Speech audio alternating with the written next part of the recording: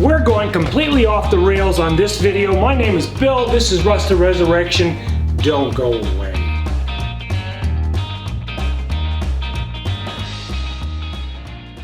So I think we all have our bucket list things that we'd like to do in our lifetime. Me, I have over 100. I have so many things that I've wanted to accomplish over my lifetime, to do things, to see things, to go places. But the truth is, and the older we get, the closer towards the end, the shorter or the narrower the amount of time we've got to accomplish all those things that just flood around in our heads. And I'm no exception. There are so many things that I still want to accomplish, I still want to do. And one of those things is I've always wanted to build an engine. Why? I don't know. I'm fascinated by automobiles. I've been a collector and an enthusiast for all of my life, really, since I was 15, 16 years old. And I've told that story before.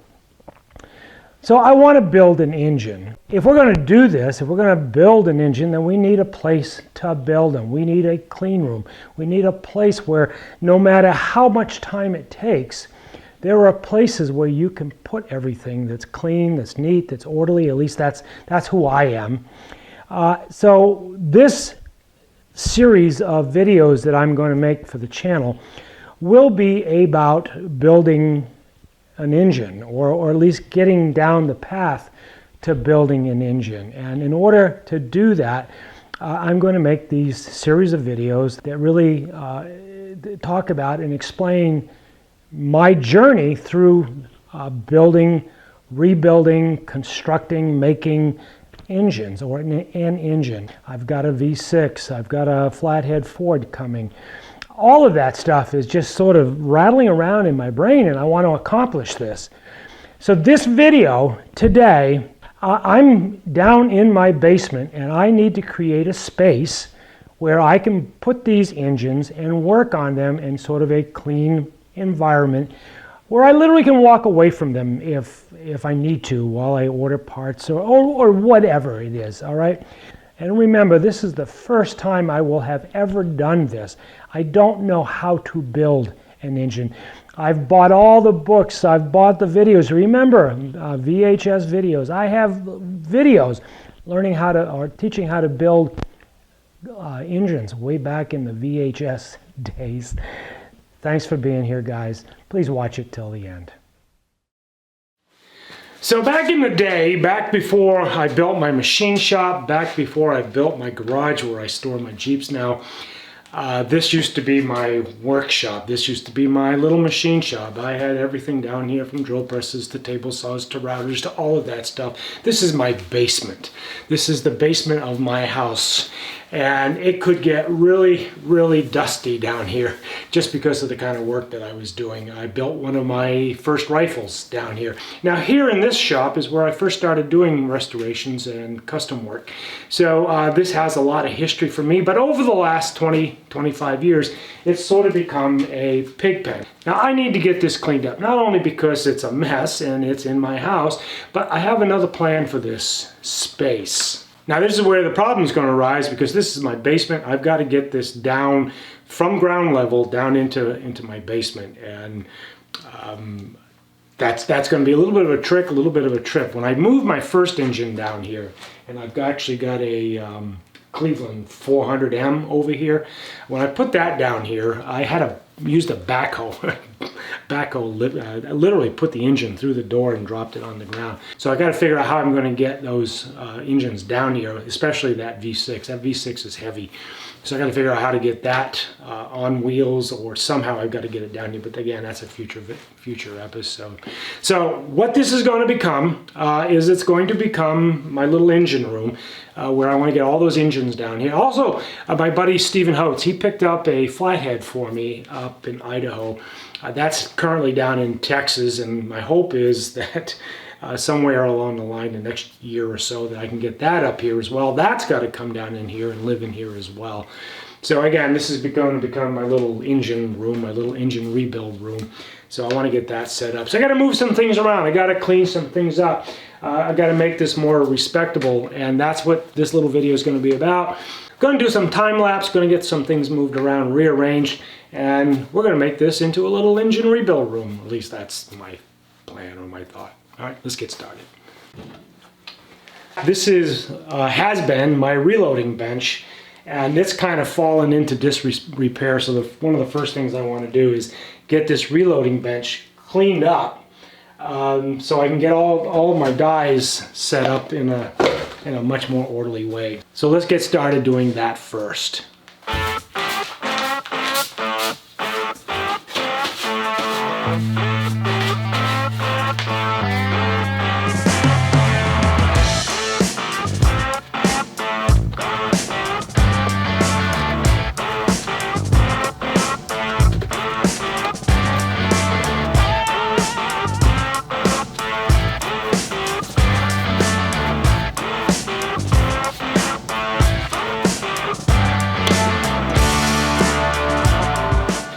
So the next problem I've got is paint. Every house has paint for every room, for every change that's ever been made. So I have paint both here and in these cabinets.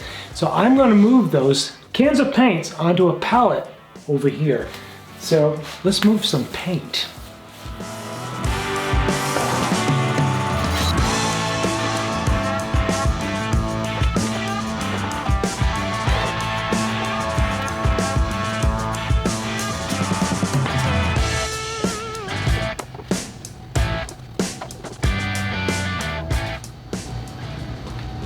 Paint.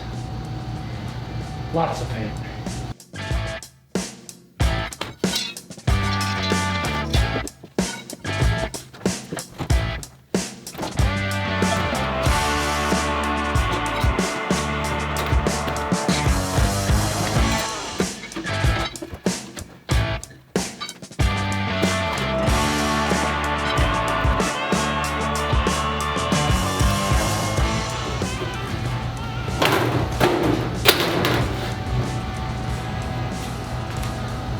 Alright, next thing we're going to do is we're going to clean off that bench over there that literally has years worth of stuff that's just been piled up on there. Let's go get that cleaned off.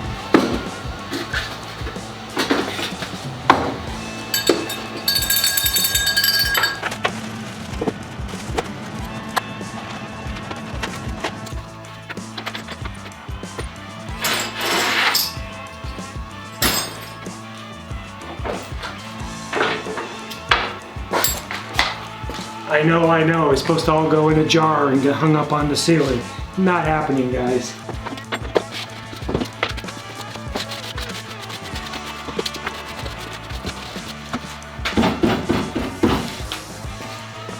I don't think I've seen the top of that bench in 15 years. This is really fun.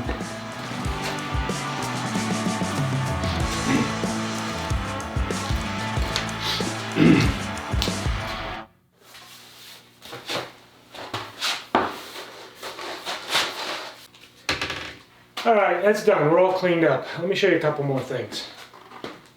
So this engine was supposed to be a replacement for the engine that I had in my 1977 Ford F-250. That's quite a story. That's a funny story, really.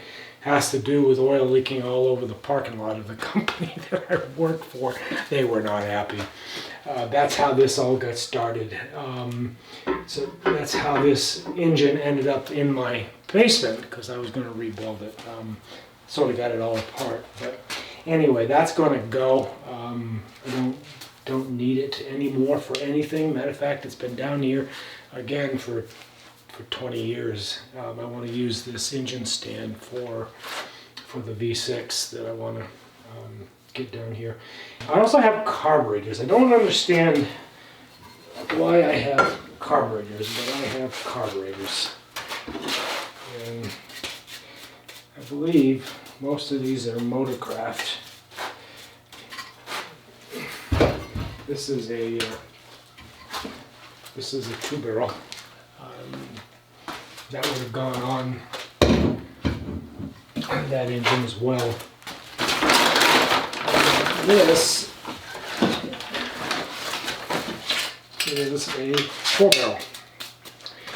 And I believe, if I'm not mistaken, this is a Holly. So this is an old Holly that I picked up somewhere, some reason. So we have that old 4-barrel Holly, and I may rebuild that. I don't know, that may be just something fun to do. That may have been why I got it all those years ago. So this is my engine stand. You've all seen engine stands before. This is a brace that I had to keep the engine from sinking down. So again, this is going to come off, and I'm going to mount the V6 on this stand. I got the two V6s. You got the one, the Oddfire, that's still in the CJ5. I want to get that pulled out and see if I can get that running. And I also want to see about that Buick that I'm talking about over in the barn that I want to get over here. And I may mount that up on here as well to see if there's any, see what is even up about that engine, because like I said, that came out of a school program all those years ago.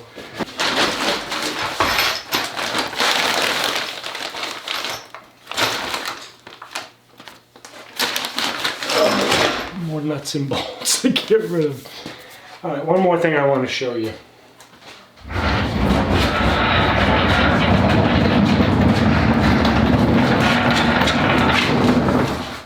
So back in the day, when I was young and poor, but full of energy, and that energy could be turned into something useful, I didn't have the money to buy a parts cleaner, so I made my own, literally.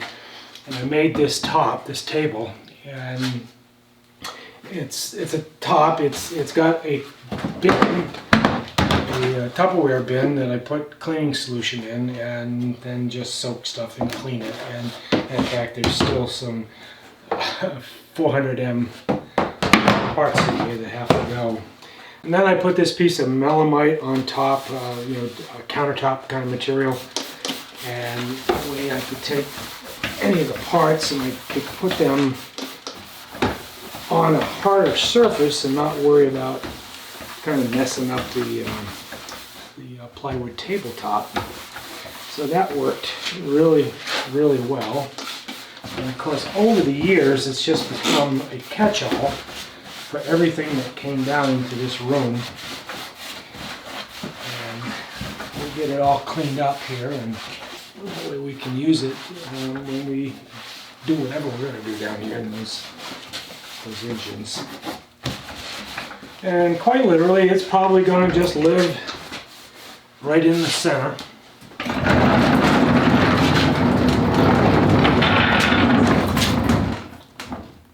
Right there, and this is where it's lived for the last 20 years. Of course, the disadvantage to it, because it doesn't have a pump, I can't circulate the cleaning solution, and the solution gets really dirty down in there, which is going to require more frequent cleaning. Anyway, this is a new channel, Rust to Resurrection, all things automotives and Jeep. If you're interested, please give this thing a thumbs up, show it some love, subscribe to the channel, and I will see you in the next video.